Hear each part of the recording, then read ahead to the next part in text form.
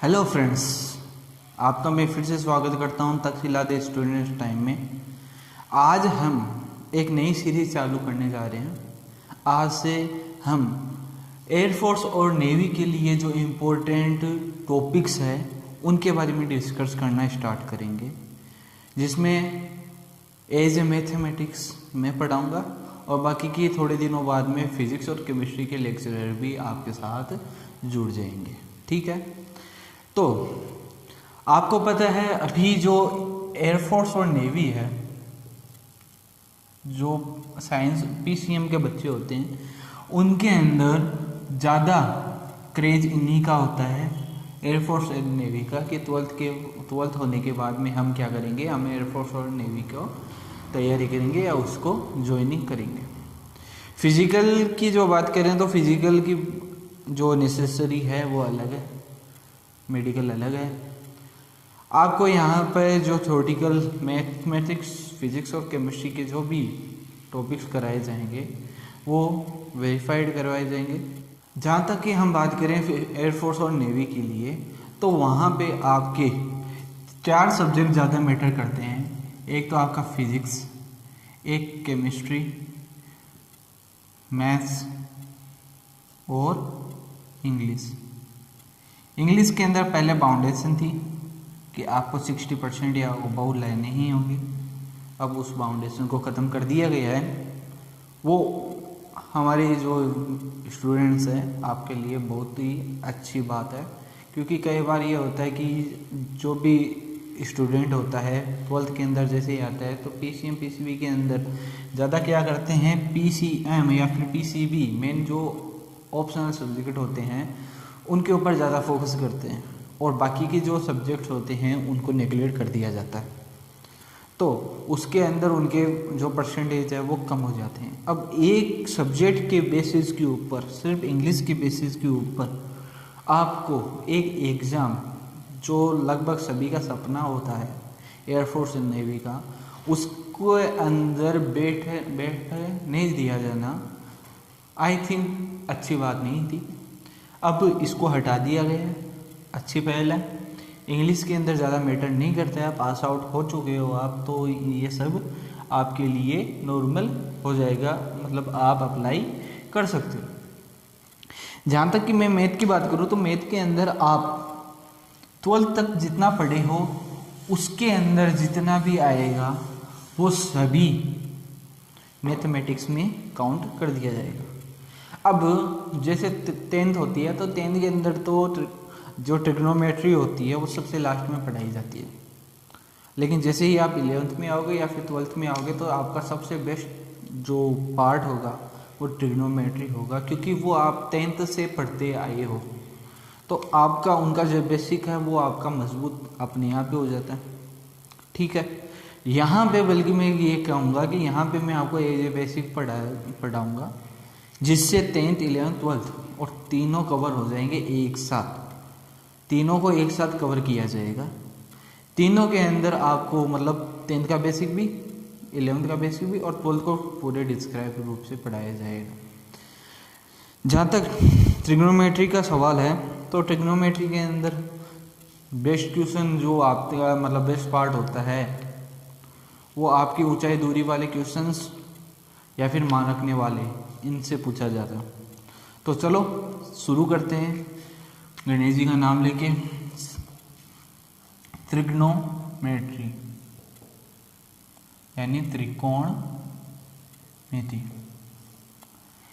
आप लोग सब जानते हो कि ट्रिग्नोमेट्री के अंदर 6 एलिमेंट्स होते हैं, sin theta, cos theta, tan theta, cot theta, sec theta और कोसेक थीटा। आप सब जानते हो साइन थीटा कोस थीटा, इनके लिए जो फॉर्मूला यूज में आता है वो आपका लाल बट्टे कक्का होता है, या फिर यदि इसको आप हिंदी में बोलना चाहो तो perpendicular base perpendicular H hypotenuse base, ये होता है। लेकिन ये होता क्यों है, सबसे मेन बात तो ये है कि ये होता है क्यों है। क्योंकि देखो जो sign theta cos theta tan theta cot theta tan theta ये होते क्या हैं, ये दो रेखाओं के अनुपात होते हैं। कौन सी दो रेखाएं? समकोण त्रिभुज की दो रेखाओं के अनुपात या फिर दो भुजाओं के अनुपात। समकोण त्रिभुज की दो भुजाएं, राइट एंगल ट्राइंगल की जो दो साइड्स होती हैं उनके रेशियो के इक्वल क्या होता है? कोई ना कोई एलिमेंट्स होता है। जैसे आप साइन की बात करोगे तो साइन आपका लंब बटे कर्ण या फिर परपेंडिकुलर अपॉन हाइपोटेनस हो जाएगा। कोस है वो आधार बटे कर्ण या फिर बेस अपॉन हाइपोटेनस हो जाएगा। इसी प्रकार टेन है वो आपका परपेंडिकुलर अपॉन बेस हो जाएगा या फिर आधार, परपेंडिकुलर अपॉन बेस या फिर लंब अपॉन आधार, इस तरह से होते जाते हैं।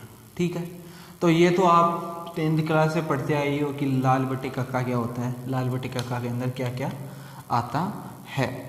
अब आप वहाँ पे आप 3 तरह की सर्वसमीका पढ़ती हो, sin square theta plus cos square theta equal to 1 plus tan square theta equal to sec square theta, 1 plus cot square theta equal to cosec square theta.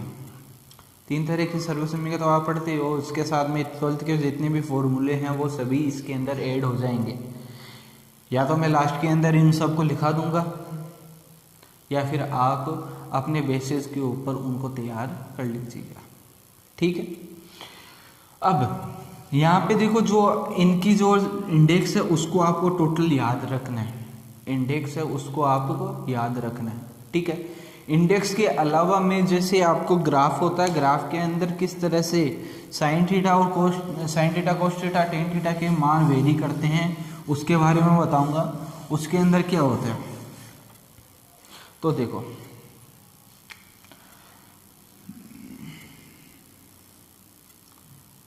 जो आप 12th के अंदर आते हो तब आपके जो डिग्री होता है उसकी वैल्यू को आप रेडियन के अंदर चेंज कर देते हो। सही है, डिग्री होता है उसको आप इसमें चेंज कर देते हो, रेडियन के अंदर चेंज कर देते हो। डिग्री को जब आप रेडियन के अंदर चेंज करोगे तब आपको पता होगा कि डिग्री को जब रेडियन में चेंज करते हैं तो पाई अपॉन 180 का डिवाइड दिया जाता है या फिर मल्टीप्लाई किया जाता है, मल्टीप्लाई बाई पाई अपॉन 180। और जब रेडियन को आप डिग्री के अंदर चेंज करते हो तो अपोजिट आप क्या करोगे, इसके अंदर 180 अपॉन पाई का डिवाइड दे दोगे, ये तो करोगे। ठीक है, अब देखो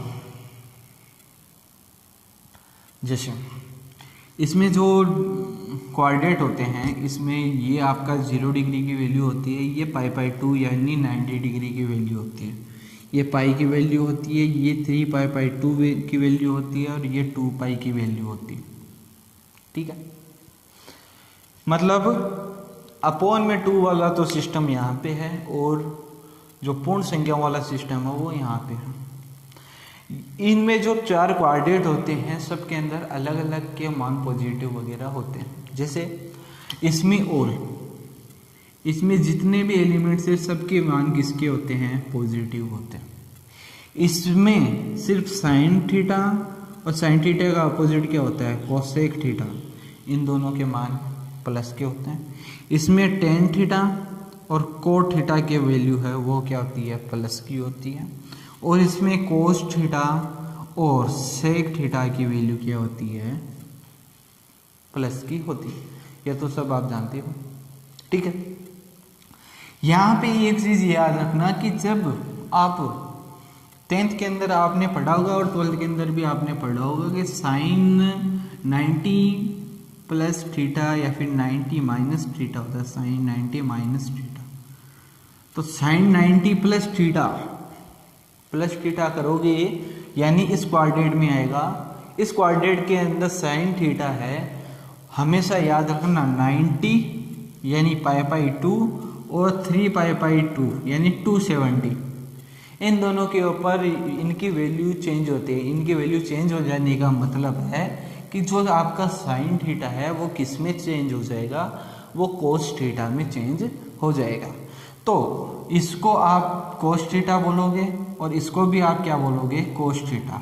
अब यहाँ पे दोनों जगह साइन है, दोनों देखो 90 माइनस यानी पहला क्वाड्रेंट, पहले क्वाड्रेंट में भी साइन प्लस का होता है, और 90 प्लस थीटा यानी सेकंड क्वाड्रेंट के अंदर भी 9 ये क्या होता है, प्लस का होता है। ठीक है, तो यहाँ पे तो आपके कोई दिक्कत आई नहीं, लेकिन यहाँ पे मैं इसको उल्टा करके ये बोल दूँ कि कोस 90 माइनस थीटा और कोस 90 प्लस थीटा, तब दिक्कत आएगी।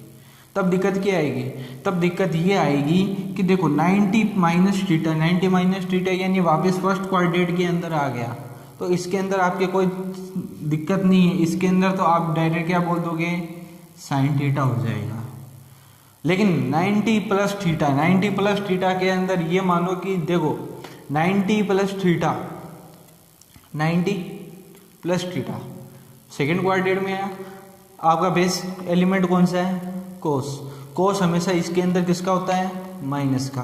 तो जब ये माइनस का होता है तो माइनस का क्या हो जाएगा यहाँ पे, साइन थीटा। तो दोनों में देख लो फर्क है, इसके अंदर और इसके अंदर दोनों में क्या है, आपके अलग अलग डिफरेंस आते रहते हैं। ठीक है, तो यहाँ पे ये वाली चीज़ आप ज़्यादा याद रखोगे कि आपको पाई प्लस बनाना है, पाई माइनस बनाना है, पाई 2 प्लस बनाना है, माइनस बनाना है, या फिर 2 पाई प्लस माइनस कुछ भी बनाना हो, तो उसके अंदर क्वाड्रेंट कौन सा आ रहा है और क्वाड्रेंट के अंदर उस संख्या किसकी आ रही है, पॉजिटिव किसकी आ रही है और नेगेटिव किसकी आ रही है। जब ये सब याद करोगे तो आप इनकी जो वैल्यू होती है उनको रखने में आपको कोई भी गलती नहीं होगी। ठीक है, अब इसके अंदर देखो, इसका जो शॉर्ट फॉर्मूला देखो, इसका ए उठा लो, इसका एस उठा लो, इसका टी उठा लो, इसका सी उठा लो, तो आपका ASTC रूल ये याद रखना। ASTC, ए यानी ऑल, एस यानी साइन, टी यानी टेन और सी यानी कॉस, ये इसके अंदर प्लस के होते हैं और उसके बाद में एंटी क्लॉकवाइज चलते रहेंगे। एंटी क्लॉकवाइज में कोसेक भी आ जाएगा, कोट भी आ जाएगा और सेक भी आ जाएगा। ठीक है, तो ये है आपका बेसिक, इसमें बेसिक आ गया। अब थोड़ा एडवांस लेवल के अंदर चलते हैं। थोड़ा सा एडवांस के अंदर आप क्या करोगे, आपको पता है साइन स्क्वायर थीटा प्लस ये जो सेक स्क्वायर थीटा है वो क्या होता है, 1 प्लस टेन स्क्वायर थीटा होता है। लेकिन sec theta plus tan theta क्या होता है, sec theta plus tan theta equal to क्या होता है, यदि अक्स है तो sec theta minus tan theta equal to क्या हो जाएगा, 1/x हो जाएगा। या फिर sec theta minus tan theta equal to x है तो sec theta plus tan theta equal to क्या हो जाएगा, 1/x हो जाएगा। ठीक है, अब टेन थीटा के बारे में तो आप सब जानते हो कि tan theta equal to sin theta बटे कोस थीटा होता है। तो ये इसके अंदर देखो, ये जैसा फॉर्मूला बनाया है वैसे आप किसका बना लोगे, कोसेक प्लस कोट थीटा का। ये भी अक्स है तो अगले वाला ये जो माइनस में आ जाएगा ये किसका आ जाएगा, 1/x आ जाएगा, और उसका उल्टा चलता ही है। ठीक है, ये वाली भी चीज़ समझ में आ गई। उसके बाद में हम क्या करेंगे, इनके फॉर्मूले, थोड़े बहुत फॉर्मूले हैं उनको आज थोड़ा याद करेंगे, कल थोड़ा याद कर लेंगे। ठीक है, मेनली देखो जैसे साइन ए प्लस बी है, इसका फॉर्मूला आप 12th में पढ़ चुके हो, क्या होता है, साइन ए कोस बी प्लस कोस ए साइन बी। अगला होता है जैसे ए माइनस बी होगा, हो गया तो ये माइनस हो जाएगा, जैसे साइन ए कोस बी माइनस कोस ए साइन बी। उसके बाद में जब देखो a प्लस बी और a माइनस बी इन दोनों को ऐड किया जाता है तो ये दोनों तो कट गए, ये दोनों कट गए, बच्चे इतना ये, तो 2 साइन a कोस b। उसके बाद में जब इनको माइनस किया जाता है तो देखो माइनस करने पर कौन सी चीज़ माइनस हो रही है, ये वाली चीज़ माइनस हो रही है, ये वाली चीज़ माइनस होगी तो इसमें माइनस आएगा, इसमें साइन चेंज होगी। साइन चेंज होने का मतलब क्या होगा, ये प्लस का ये तो माइनस का हो जाएगा, ये किसका हो जाएगा, प्लस का। तो ये प्लस कर जाएगा तो ये दोनों कैंसिल हो जाएंगे, प्लस प्लस ये कितना हो जाएगा 2 cos ए साइन बी। लास्ट में आता है इंटू करने वाला। इंटू करने वाले के अंदर देखो साइन ए प्लस बी साइन ए माइनस बी, साइन ए प्लस बी इंटू साइन ए माइनस बी। तो साइन इन दोनों को जब आप इंटू करोगे तो ए प्लस बी ए माइनस बी क्या बन जाएगा, ए स्क्वायर माइनस बी स्क्वायर, ए स्क्वायर माइनस बी स्क्वायर। ठीक है, उसके बाद में इनको जब भी सोल्व करोगे तब आपका क्या आ जाएगा, sin square A minus sin square B, या फिर कोस के अंदर चेंज करना चाहो तो cos square B minus sin square.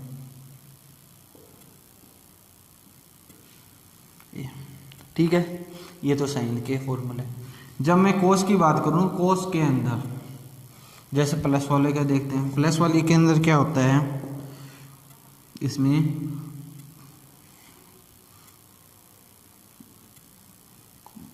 कोस ए कोस बी प्लस साइन ए साइन बी, और इसमें हो जाता है कोस ए कोस बी माइनस साइन ए साइन बी। उसके बाद में इनका जो ये वाले हैं ये आपकी क्या है, होमवर्क। ठीक है, तो आपको ये समझ में आया, कुछ भी थोड़ा बहुत भी ज़्यादा समझ में आया है तो हमसे जुड़ने के लिए चैनल को लाइक करें, सब्सक्राइब कीजिए, और अपने जितने भी दोस्त हैं जो एयरफोर्स नेवी की तैयारी करना चाह रहे हैं उन सबको शेयर कीजिए। Thank you.